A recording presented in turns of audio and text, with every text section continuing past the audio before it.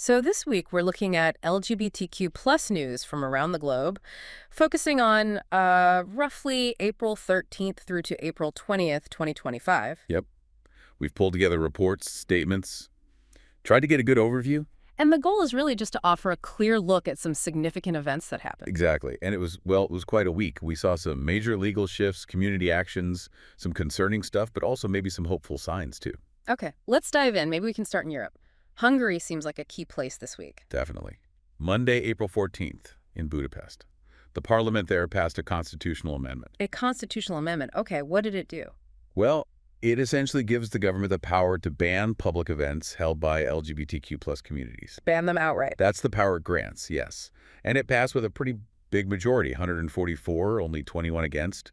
Seemed to be along party lines. So putting that power into the Constitution itself, that feels significant, more than just a regular law. It is, yeah. Because it follows a law they already passed back in March that banned these events, like Budapest Pride. Right. Putting it in the Constitution makes it much harder to challenge legally. It signals a much deeper sort of governmental stance. And I heard something about facial recognition being used. That's part of it. The possibility of using facial recognition tools at any events that go ahead, despite the ban. Plus fines, pretty hefty ones, around $546 US. Wow. That seems designed to really discourage people. It certainly creates a chilling effect. And there was pushback, right? Before the vote. Yeah, reports mentioned opposition politicians and protesters actually tried to blockade the parliament's parking garage. And they were removed. Physically removed by police, according to the reports. Shows the tension there. So what's the government's justification for this amendment? They're linking it to children's rights. They're saying kids' rights to moral, physical, and spiritual development actually supersede other rights. Connecting it to that controversial child protection law they already have. Yeah. Exactly. The one that prohibits the depiction or promotion of homosexuality to minors. But this amendment does more than just restrict events, doesn't it? It does. It also writes into the Constitution that there are only two sexes, male and female. Okay. So that provides a constitutional basis for denying legal recognition to trans and intersex people. Pretty much. A government spokesperson framed it as just a clarification based on biological reality, insisting it wasn't an attack. But not everyone sees it that way. No. A lawyer from the Hungarian Civil Liberties Union called it pure propaganda, designed to humiliate people and exclude them. Stark contrast. Yeah, and this is what, the 15th Amendment to their Constitution since 2011? That's the number reported. It's a really rapid pace of fundamental legal change. And there was another clause mentioned, too, about citizenship. Right, something about potentially suspending citizenship for dual citizens from outside the European Economic Area if they're deemed a threat. It all sort of fits into a broader pattern under Orban's government, doesn't it? Mm-hmm. Cracking down on critics, that kind of thing. Yeah. Yeah, his comments about foreign-funded groups being like insects, it shows the climate. Amid all that, though, there was that protest.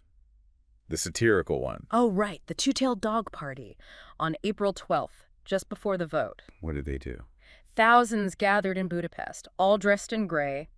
Ironically, sort of, denouncing color and diversity to mock the government's moves. Using satire as resistance. That's interesting. And that party actually won a mayoral race in a Budapest district last year, so there is visible opposition. Okay, so that's Hungary. Let's shift focus maybe to the U.S. There were some significant things happening there, too, particularly around trans rights. Yeah, starting in Maine, around April 15th and 16th, there was a dispute over federal funding. Right, the Trump administration moved to pull some funding from Maine's Department of Corrections, about $1.5 million. That's the figure reported, yeah. Yeah. And it was specifically non-essential funding. And the reason? It was because a transgender woman, Andrea Balcer, who was convicted of murder, was being housed in a women's prison. Okay, so the administration under Attorney General Pam Bondi argued this was necessary for, what, protecting other inmates? That was the stated rationale, though Balcer's attorney had brought up her gender identity transformation during her legal proceedings. And which funds were actually cut? Was it general funding? No, it was targeted at specific grant programs, things like substance use disorder treatment, support for incarcerated parents, and a probation innovation project. So pulling funds from those areas. Hmm. Advocacy groups argued that could actually harm public safety, right? Yeah. Not just affect the one prison. Exactly. And this wasn't the first clash between the administration and Maine on trans issues, was it? No, there was that earlier dispute about a transgender athlete in women's sports. Right. They'd paused some Department of Agriculture funding for education programs then and issued what was called a final warning. And now they've gone further. The Justice Department actually filed a lawsuit against Maine on April 16th. Yes, specifically over Maine allowing transgender athletes in women's and girls' sports. And the basis of the suit is Title IX. Correct. They're arguing Maine's policy violates Title IX, the federal law against sex discrimination in education programs getting federal funds. Which really gets to the heart of that debate. Does sex in Title IX include gender identity? That's the core legal question. The DOJ pointed to 2 instances where trans athletes won girls' competitions in Maine. How did Maine respond? Governor Janet Mills pushed back hard, called it the federal government imposing its will, defended states' rights to make these decisions. So a legal fight is brewing there. And it's worth noting, polling often shows a public divide on this issue of trans athletes in women's sports. True, though Maine's Assistant Attorney General has argued that Title IX doesn't actually prohibit trans girls from participating. So conflicting legal interpretations. Okay, still in the U.S., there was also news about the National Institutes of Health, the NIH. Right. On April 14th, the administration directed the NIH to conduct a study. A study on what exactly? On the physical and mental health effects of transitioning, but with a very specific focus on regret and detransition rates. That focus seems pointed. And the language used internally was even more so. An NIH memo apparently referred to transitioning as social transition and/or chemical and surgical mutilation. Wow. Mutilation. Oh. That's incredibly loaded language for a scientific body. Extremely. And they gave them a tight deadline, just 6 months to announce funding for this research. Which is fast for setting up something complex like this. Yeah. What's been the reaction? A lot of criticism from the LGBTQ plus community. They point out the administration has tried to defund trans health studies before. Right. So there's suspicion this is politically driven, not about genuine scientific inquiry, especially given that loaded language. Yeah, and current data generally shows very low rates of regret for gender-affirming care, right? Less than 1% often cited. That's the figure often reported, yeah. Low. Lower than for many common surgeries. So the worry is that the studies being set up, the framing, the language, the short time frame, to basically predetermine findings that could be used to restrict care. That's the concern being voiced, yes. Okay, let's shift gears again. There was a really distressing international case involving the U.S. and El Salvador, Andre Hernandez Romero. Yes, this unfolded between April 13th and 15th. He's a gay Venezuelan man who was seeking asylum in the U.S. Seeking asylum because he faced persecution in Venezuela for being gay. Correct. But instead of getting asylum, he was detained at the San Ysidro port of entry and then deported. Deported? Where to? To a prison in El Salvador. Salvador. But he's Venezuelan. Why El Salvador? And a prison. That's one of the very concerning questions. Reports suggest the U.S. government suspected him of gang affiliation, partly because of some crown tattoos he has. Tattoos led to deportation to a third country's prison. Advocates, like the group Days Without Borders, strongly deny he's a gang member. They held protests in San Francisco on April 13th demanding his release. This sounds like a serious violation of asylum protocols. Has there been any official response? California's Governor Newsom did call for a review of Romero's case. And what about San Francisco Pride? There was some talk about making him an honorary grand marshal. There was. Advocates like Cleve Jones and Nicole Marie Ramirez asked SF Pride to do that. Did they? Initially, no. On April 15th, SF Pride's executive director, Suzanne Ford, reiterated their call for his release, but said instead of the Grand Marshal title, they'd focus on his case and the broader issues facing migrants at their Pride Summit in June. So a different approach. How was that received? Cleve Jones expressed some initial disappointment. Meanwhile, Romero himself appeared on 60 Minutes, highlighting his situation, stuck in that counterterrorism confinement center, CECOT, in El Salvador. That's a truly awful situation. Okay, let's cross the Atlantic again. To the UK. There was a big protest in London. Yes, on Saturday, April 19th, thousands of trans rights protesters gathered in central London. And this was in reaction to a court ruling. Exactly, a UK Supreme Court ruling that had just come down. What did the ruling say? It determined that the word woman, as used in the UK's Equality Act, refers strictly to biological sex. Okay, so Legally, that definition excludes transgender women. That's the implication, yes. The Equality Act is the main anti-discrimination law there, so this is a big deal. I can imagine. Hence the emergency demonstration in Parliament Square. What were they demanding? Chance reported included trans liberation and trans rights now. There's real fear this ruling could undermine existing protections. Even though the court apparently said trans people are still protected from discrimination as transgender individuals. Right, but the specific definition of woman has practical consequences. Like what? Well, the head of the Equality and Human Rights Commission said the ruling will likely mean trans women can be excluded from women's specific spaces, like toilets, hospital wards, maybe sports teams. That's significant. Yeah, there was a quote from a 19-year-old trans woman at the protest expressing real disappointment and fear about what comes next. What's the government's take? The British government said the ruling provides clarity and confidence. So, again, very different perspectives on the same decision. It's useful context to know how many people this might affect. Reports mention around 116,000 trans-identified people in England, Scotland, and Wales, but only about 8,500 have a gender recognition certificate. Right, and the ruling actually came out of a case related to a Scottish law from 2018 about gender balance on public boards. How did that lead to this? The Supreme Court basically said that using a gender recognition certificate to meet the definition of sex under that Scottish law would clash with how sex is defined in the UK-wide Equality Act. Okay, so it's a conflict between different pieces of legislation. Essentially, Scotland's First Minister John Swinney acknowledged the hurt and anguish the ruling caused, but said they had to accept it. But for the protesters, the fear is this is just the start, a slippery slope. That's definitely the concern being expressed, that this ruling could open the door to further erosion of rights. And this ruling wasn't exactly quietly received. No, not at all. Mamba Online highlights that people like J.K. Rowling celebrated it quite publicly. Yeah, she thanked the group for Women's Scotland on X. They were the anti-trans group that brought the case, wasn't that right? That's the one. And this is where it starts to ripple outwards, beyond the UK. Because Helen Zille in South Africa picked up on it. Exactly. Helen Zille, who's the chairperson of the Democratic Alliance's federal council there, she publicly supported the UK ruling. Mamba Online quoted her posts on X. She thanked Rowling and For Women's Scotland from the southern tip of Africa. And the language she used was, well, very strong. She called the fight for trans equality a contagion as dangerous socially as COVID was medically. That's quite the comparison. It really is. And she claimed the ruling protected the rights of women across the English-speaking world. It certainly shows the deep divisions here. And she didn't stop there. She shared more posts from Rowling. Yes, posts celebrating the judgment. Memba Online also linked this to things Zille has said before, like back in 2023. What was that? Claiming that woke trans identities trash and stereotype all women, so it seems like a consistent viewpoint from her. Okay, so Zille supports the ruling strongly, but how was her stance received in South Africa? Well, as you might expect, there was significant backlash. Memba Online details really strong condemnation from South African LGBTIQ+ organizations and activists. Like who?